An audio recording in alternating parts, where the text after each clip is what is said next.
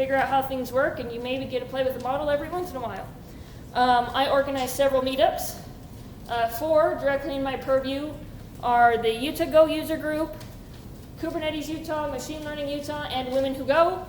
If you have any questions about them, please come after. We would love to have you join our Slack group. And the most important thing in my life is my little doggy. His name is Max. He is adorable and hates when I'm on my computer. He will lay on my keyboard. So he really does not let me be productive at all. And he hates camera photos. So being that this is the Google Developer Group, I wanted to talk about Google AI.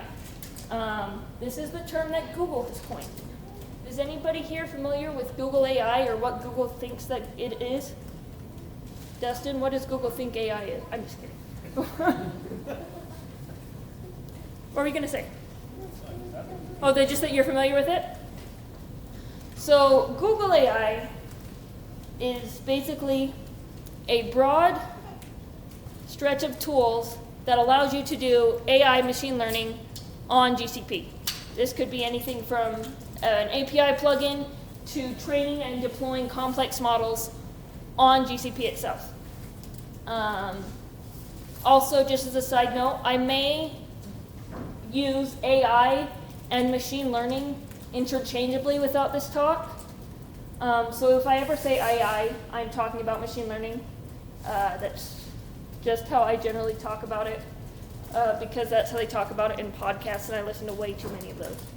So like I said, this is just any kind of machine learning on Google Cloud. There's lots, oh, that's really small. There's lots of implementations of this. Google has tons of APIs that they have available with pre-trained models that you can use. They have models that you can do transfer learning with. They have notebooks set up for you to deploy on the cloud to do experimentation on. You can set up VMs for your training or for deploying or for running your notebooks in. And of course, they have your TPUs, GPUs, anything you want to do to be able to train, deploy, all accessible on GCP. As we go into things that are basically out of the box, things that require little to no implementation, I wanted to start with some of the hot topics that they have right now. One is natural language processing, or NLP, as Google has it readily available to you. And this is where we go into the interactive demo part of it. I have a whole bunch of demos today that worked 5 minutes ago. I say that as a preference because we all know live demos never work. So we're going to start with some of the natural language processing tools that Google has ready for anybody to use in any of their products. First one is speech to text. We are going to use this exact implementation at my company because, as many of you probably don't know, Weave has a VoIP phone service that we give to small businesses. That means we have all of their voicemails. And who does not like having a text version of their voicemail that they can read as opposed to listening to it? Way easier. The best thing that Google Fi ever did was send it to my Pixel, which, as you can see, I don't carry around. But send that transcript right to my Pixel. I don't ever have to check my voicemail because it's right there. So, if we go over here, this is not it. Where are you? And like I said, what I have right here is actually the proof of concept that I have built for using at Weave. So this would be exactly what we plan on doing in our own internal infrastructure. There's no proprietary data in here because we believe in secrets, so don't worry about that. We're not going to sue anybody and I'm not going to lose my job. So basically, Google has a nice little gRPC API set up for us. They have REST as well, if you're not familiar with gRPC, but I like gRPC and Go. So I have a little Go app set up right here, and basically, I have a little client that I set up. It's going to make a call on localhost 3030, which I have running in the background, and it's going to hit a function speech to text. We're going to send it a nice little voice recording that I have stored on Google Cloud Store. For any of you who have not heard of that, it's basically the the lower quality version of S3 that Google has running on it on GCP. S3 is better. But Google doesn't have S3, so they have cloud storage. It's just your general object store.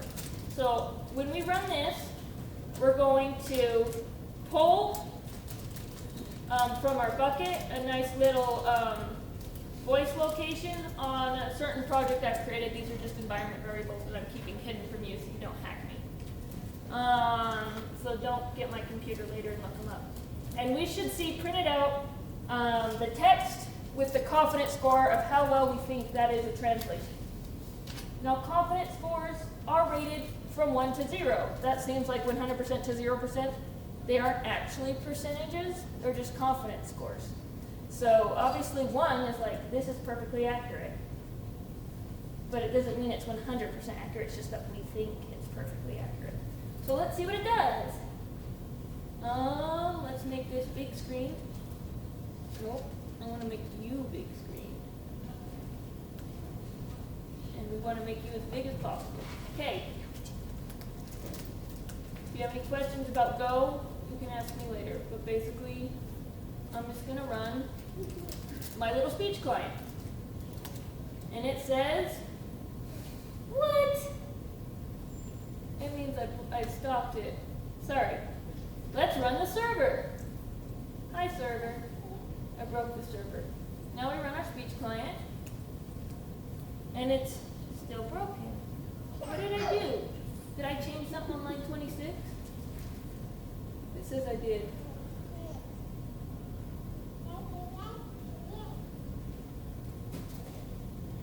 See, it worked literally 3 seconds ago. Did it break again? Could not find, oh, I know what happened. It doesn't know what my secrets are. Now it does. There are my secrets. Let me just make sure this knows what my secrets are too. Now let's see it hit. There it goes. Now it's sitting there contacting that pretty API that they have hidden somewhere. Oops. So this was actually, I think, about a 10-minute long soundbite. So that's why it's not like super fast. Because it does have to take that 10 minutes, compress it down, and do an actual, like, transcription of it. It doesn't take 10 minutes. So it doesn't, like, listen to it, but we all know how it works. So, any questions so far while we wait for this? No? Oh, did I hit go? I did hit run. This really did work just like 10 seconds ago, right? Okay.